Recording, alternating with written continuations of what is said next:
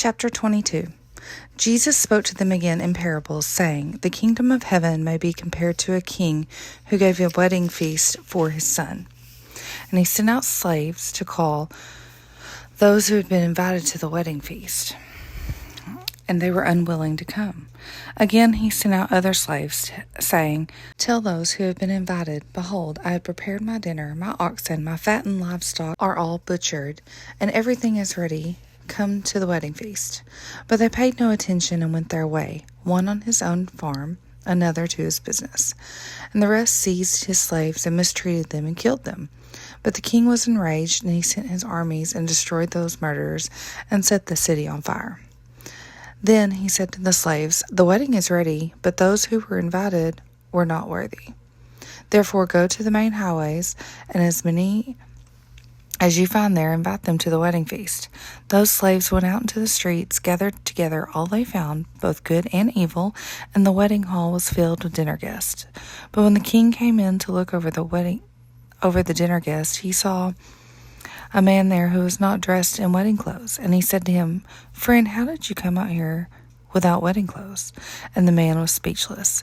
But the king said to the servants, Bind him hand and foot, and throw him in the outer darkness, in that place where there will be weeping and gnashing of teeth. For many are called, but few are chosen. Then the Pharisees went and plotted together how they might trap him in what he said. And they sent their disciples to him along with the Herodians, saying, Teacher, we know that you are the truthful and the teachful way of God in truth, and defer to no one, for you are in no partial to any.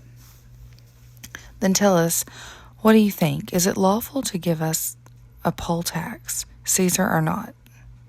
But Jesus perceived their malice and said, Why are you testing me, you hypocrites? Show me the coin used for the poll tax. And they brought him a denarius. And he said to them, Whose likeness and inscription is in this?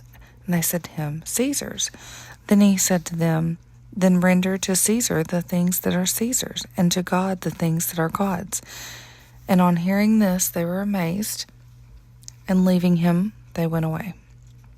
On that day, some Sadducees, who say there is no resurrection, came to Jesus and questioned him, asking, Teacher, Moses said, if a man dies having no children, his brother as next of kin shall marry his wife and raise up his children for his brother. Now there were 7 brothers with us, and the first married and died, and having no children left his wife to his brother. So also the second and the third, down to the 7th. Last of all, the woman died. In that resurrection, therefore, those wife of the 7 will she be, for they all married her. But Jesus answered and said to them, You are mistaken, not understanding the Scriptures nor the power of God. For in the resurrection they neither marry nor are given in marriage, but are like angels in heaven. But regarding the resurrection of the dead, have you not read what was spoken to you by God? I am the God of Abraham and the God of Isaac and the God of Jacob. And he is not the God of the dead, but of the living. When the crowds heard this, they were astonished at his teaching. But when the Pharisee heard that Jesus had silenced the Sadducees, they gathered themselves together. One of them, a lawyer, asked him a question, testing him. Teacher, which is the greatest commandment in the law? And he said to him, You shall love the Lord your God with all your heart, all your soul, and with all your mind. This is the great and foremost commandment. The second is like it. You shall love your neighbor as yourself. On these 2 commandments depend the whole law and the prophets. Now while the Pharisees gathered together, Jesus asked them a question. What do you think about Christ? Who is he? And they said to him, The Son of David. And he said to them, Then how does David in the Spirit call him Lord, saying, The Lord said to my Lord, Sit at my right hand until I put your enemies beneath your feet. If David then calls him Lord, how is he his son? No one was able to answer him a word, nor did anyone dare from that day ask him another question. Chapter 23. Then Jesus spoke to the crowds and to his disciples, saying, The scribes and the Pharisees have seated themselves in the chair of Moses. therefore all that they tell you, do and observe, but do not do according to their deeds. For they say things and do not do them. They tie up heavy burdens and lay them on men's shoulders, but they themselves are unwilling to move them with so much as a finger. But they do all their deeds to be noticed by men, for they broaden their and lengthen the tassels of their garments. They love the place of honor at banquets and the chief seats in the synagogues, and respect greetings in the marketplaces, and being called Rabbi by men. But do not be called Rabbi, for one is your teacher, and you are all brothers. Do not call anyone on earth your father, for the one is your Father who is in heaven. Do not be called leaders, for the one is your leader, that is Christ. But the greatest among you shall be your servant. Whoever exalts him shall be humbled, and whoever humbles himself shall be exalted. But woe to you, scribes and Pharisees, hypocrites, because you shut off the kingdom of heaven from people. For you do not enter in yourselves, nor do you allow those who are entering to go in. Woe to you, scribes and Pharisees, hypocrites, because you devour widows' houses, and for a pretense you make long prayers. Therefore you will receive greater condemnation. Woe to you, scribes and Pharisees, hypocrites, because you travel around on sea and land and make one proselyte, and when he becomes one, you make him twice as much the son of hell as yourselves. Woe to you, blind guides, who say, whoever swears by the temple, that is nothing, but whoever swears by the gold of the temple is obligated. Woe to you, blind guides, who say, whoever swears by the temple, that is nothing, but whoever swears by the gold of the temple is obligated. You fools and blind men, which is more important, the gold or the temple that is sanctified by the gold?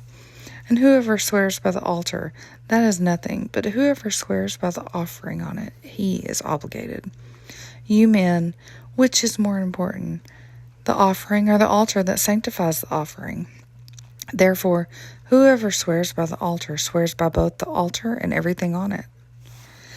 And whoever swears by the temple swears by both, the temple and by him who dwells in it.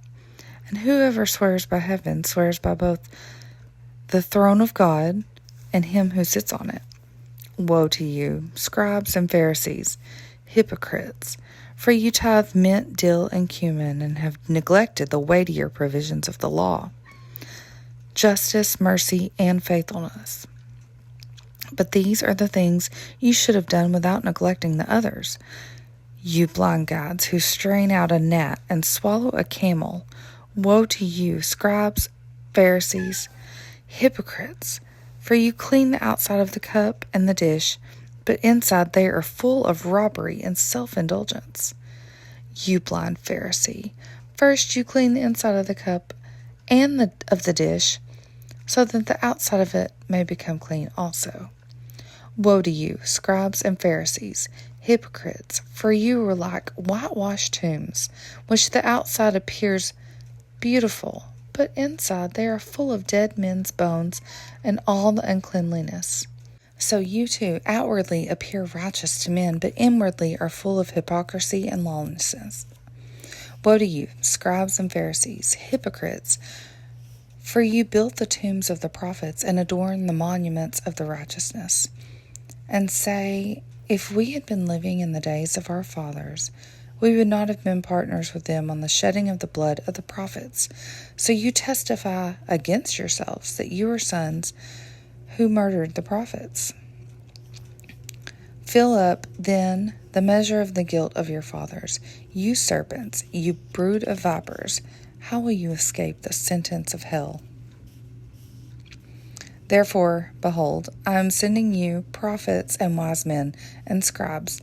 Some of them you will kill and crucify, and some of them you will scourge in your synagogues and persecute from city to city, so that upon you might fall the guilt of all the righteous bloodshed on earth, from the blood of righteous Abel to the blood of Zechariah, the son of Berechiah, whom you murdered between the temple and the altar.